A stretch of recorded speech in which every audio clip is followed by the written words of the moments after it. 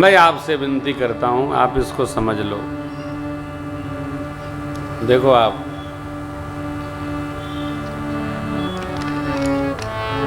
समाज में, परिवार में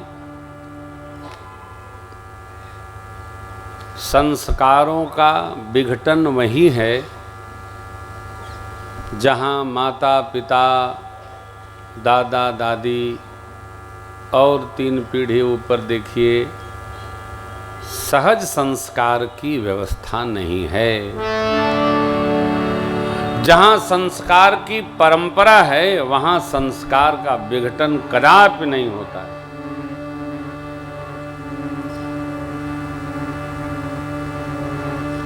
समझदार व्यक्ति नकल नहीं करता, असल में रहता है। नासमझ व्यक्ति नकल करता है। मैं जब से पढ़ रहा हूं, विद्यार्थी हूं, पैंट के 4 प्रकार अब तक आ चुके हैं। जो श्रीमान लोग बैठे हैं ना, पैंट पहने, जेंटलमैन लोग पहने हैं पैंट। हम इंटर्न में थे तो बेल बॉटम आया था, हाथी के पैर की तरह होता था। वो पहनते थे लोग, वो पहनते थे और वो साफ करता, सड़क बेचारा चलता था। थोड़े दिन चला, फिर बंद हो गया। फिर सटाका चला, सटाका के बाद जीन्स आया, और जीन्स का भी अगला रिफॉर्म आया है जो आगे भी फटा रहता है, पीछे भी फटा रहता है। हम जब बच्चों को देखते हैं तो कहते हैं भैया ये तो फटा है। नहीं, ये फैशन है। यही नहीं, कहते हैं महाराज उस वाले से 8 गुना महंगा है। तो मैं कहता हूँ बेटा, अरे जब लेना ही महंगा था तो ज़रा फटा तो न लेते। कई लोग तो फाड़ ही लेते हैं। ये इतने इसके फॉर्म रिफॉर्म हुए, परंतु जो पतली मोहड़ी और चौड़ा कमर वाला पैंट तब भी था, आज भी चला आ रहा है। माफ करना, मूर्ख फैशन अडॉप्ट करते हैं, समझदार और संस्कार परिवार के बच्चे फैशन अडॉप्ट नहीं करते। है नहीं करते। अरे भाई, कपड़ा तन ढकने के लिए है कि तन दिखाने के लिए? कपड़े का काम क्या? ढकना ना। तो ऐसा क्यों पहनना कि दूसरा देखता चला जाए? फटा है हो। जहां पर परंपरा है संस्कार की परिवारों में, वहां विकार कदापि नहीं आया है, न आएगा। या और जहां परिवार में संस्कार की परंपरा नहीं है, वहां आए बिना रहने वाला भी नहीं है। अलग अलग मालिक, अलग अलग विधान, अलग अलग व्यवहार। नहीं, अभी श्री महाराज जी बोल रहे थे, तो महाराज जी हमारे हनुमान जी के भक्त हैं, तो उसी भाव में बोल जाते हैं।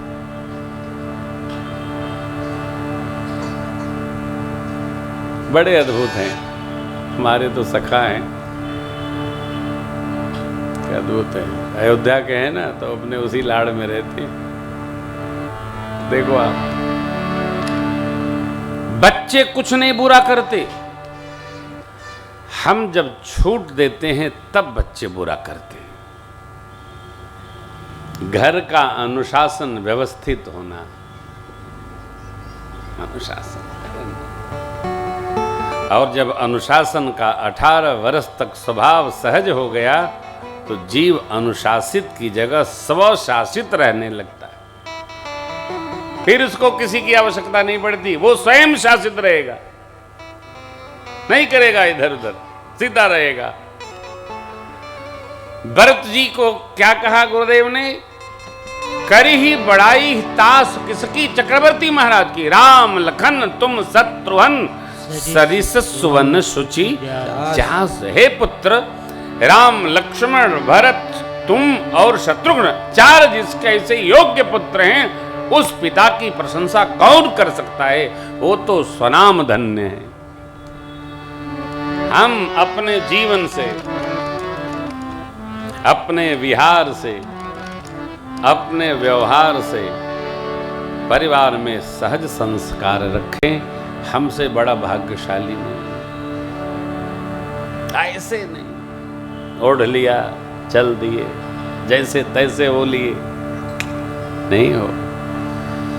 गुरुदेव ने कहा, बेटा राम जी एक वचन मानकर वन चले गए, आप पिता के द्वारा दिए गए एक वचन को मानकर अभिषेक स्वीकार करिए। क्यों? वेद विदित यही धर्म है, सबकी सम्मति है। राज सत्ता वही स्वीकार करता है जिसको पिता प्रदान कर देता है। वेद विदित सम्मत सब ही का, जेहि पितु देहि सो पावई। जिसको पिता दे देता है वही राज सत्ता का मालिक हो जाता है।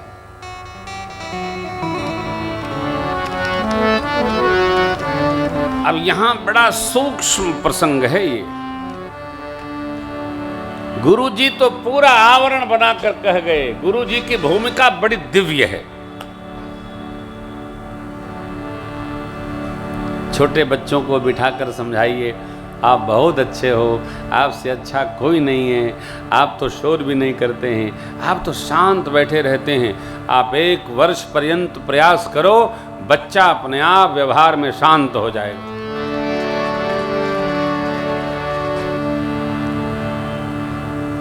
लोग क्या करते हैं, अरे वो टेप रिकॉर्ड है, तुम चुप चुप करोगे, वो रिकॉर्ड हो रहा है, बाद में तुमको करेगा। ले हो गया काम। बच्चा टेप रिकॉर्ड है। और मोबाइल में वो एक बिल्ली रहती है ना, क्या बोलते हैं उसको? मोबाइल में एक बिल्ली आती है, आप कहो राम, वो बोलेगी राम, चुप कहेगी चुप। बिल्ली भी बोलती है, आप जो बोलेंगे वही वो बोलती है। अब तो कभी कभी उसका आनंद लेते हैं। जो आप बोलिएगा राम राम करो, तो वो उल्टा कहती है तुम राम राम करो। वो करेगी नहीं। जिस प्रकार हम जैसा बना देंगे, सामने से वैसा मिलेगा। हमारी संस्था, कौन संस्था? व्यासपीठ। हमारी संस्था बच्चों को निर्मल मानती है। हमारे बच्चे उत्पात करें तो उत्पात की जड़ हम। बच्चों पर आरोप न लगाओ, बच्चे बुरे नहीं है, बच्चे तो पवित्र है। बचपन कितना मीठा है, बचपन कितना सुंदर है। अब भरत जी को भूमिका बनाकर जिसको पिताजी देते हैं वही राज सत्ता लेता है। पिताजी की आज्ञा परशुराम जी ने मानी, पिताजी की आज्ञा महाराज पुरु ने मानी। अरे वेद का धर्म है, वेद का व्यवहार है, जिसको पिता दे दे वही राज सत्ता स्वीकार करता है। बड़े भाई ने जो बात मानी, छोटे को वही मानना चाहिए। आपके पिताजी धर्म धुरंधर थे, उन्होंने जैसा कहा वैसा स्वीकार करना, यही धर्म है।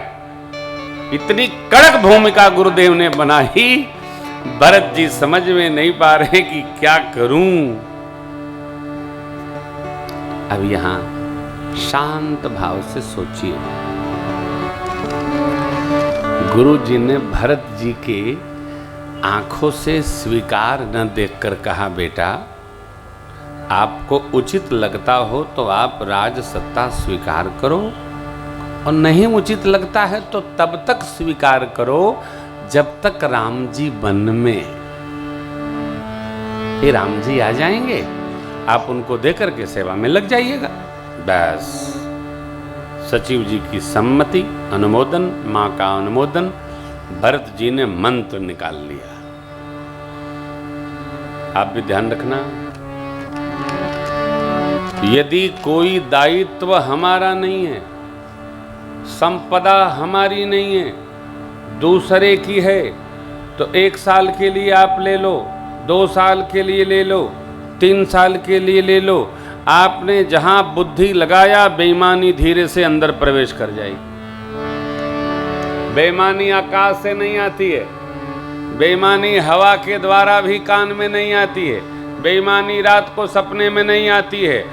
दूसरे की संपत्ति जैसे अपने पास आ जाती है, मनुष्य का चिंतन ऐसा बदल जाता है, मैं न रखवाता न जाने कौन कब्जा कर लिया होता, मैंने रक्षा की, ये हमारी है।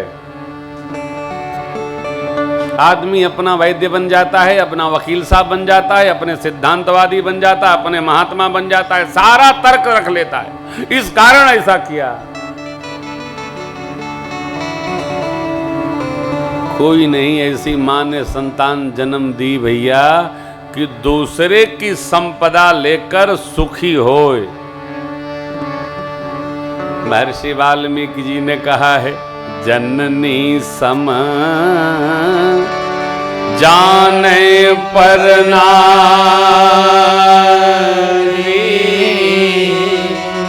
धन पराव विष ते विष।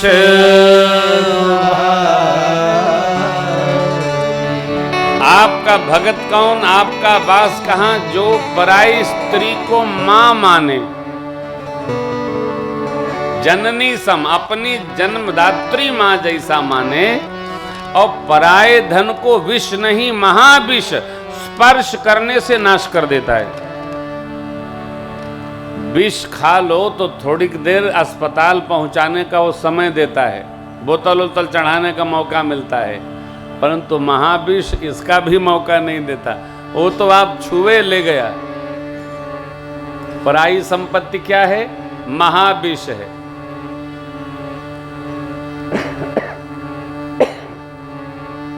केवल भारत में नहीं, भारत के बाहर, वर्तमान में नहीं, भूतकाल में जाइए, जिसने भी पराई संपत्ति को थोड़े दिन के लिए पाया, निकल नहीं पाया, इसी के कारण महाभारत हो गया।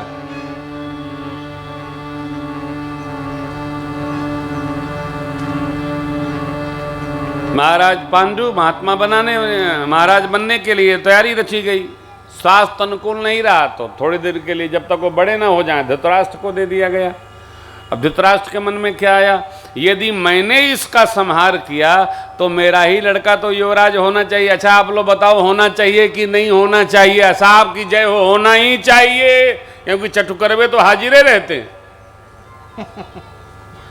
चाटुकारों का, अरे भैया, सामने वाले का हित नहीं दिखता है, अपने जुगाड़ में हाँ हाँ हाँ हाँ करे रहते हैं, लाभ मेरा हो। बेमन से चाटुकारिता करता है आदमी, बेमन से चाटुकारिता। न इच्छा हो तब भी हमें हम मिलाए रहते हैं। अरे विवेकी कौन है, जो धर्म क्या है इसका बोधन प्रदान करे। क्यों? वचन में तो यही मांगा माने। बुद्धि को सीधा मेरे साथ रखिए, अब तक चाहे जहां रहे हो आप। वचन माने मांगा। चक्रवर्ती जी ने वचन मांगने के बाद हां नहीं कहा। कहा क्या? नहीं कहा ना? कहा राज तो भरत को दे दूंगा रानी जू, परंतु राम जी के जो वन वाला वचन है इसको थोड़ा बदल दो। राम जी गुरु जी के आश्रम में रह लेंगे, अयोध्या में नहीं रहेंगे, ये नहीं मांगो। कई अम्मा ने कहा महाराज दीजिए, न देना हो तो स्त्री की तरह रोना बंद करिए। दुई की हो एक संग भुआलू, हंसब ठठाई फुलाऊब गालू। आप मना कर दीजिए कि नहीं देंगे, पहला का दोनों मना कर दीजिए, लेकिन कैसे? मना नहीं कर सकते, परंतु स्वीकार नहीं हुआ, तो जब एक वचन स्वीकार नहीं हुआ तो दूसरा भी पालन नहीं होगा। क्यों? उसका कारण ध्यान से देखिए। पहला वचन था भरत जी को तिलक, तब राम जी को वनवास। पहला वचन बाद में रह गया, दूसरा वचन पालन हो गया, इसलिए वचन खंडित हो गए। माना नहीं जाएगा, फिर क्या होगा? राम जी अयोध्या वापस आवे, भरत जी का तिलक होए, तब राम जी बन जावें। इसी बात पर गुरुदेव भगवान सचिव लोग सब लोग तैयार हो गए। क्या करने?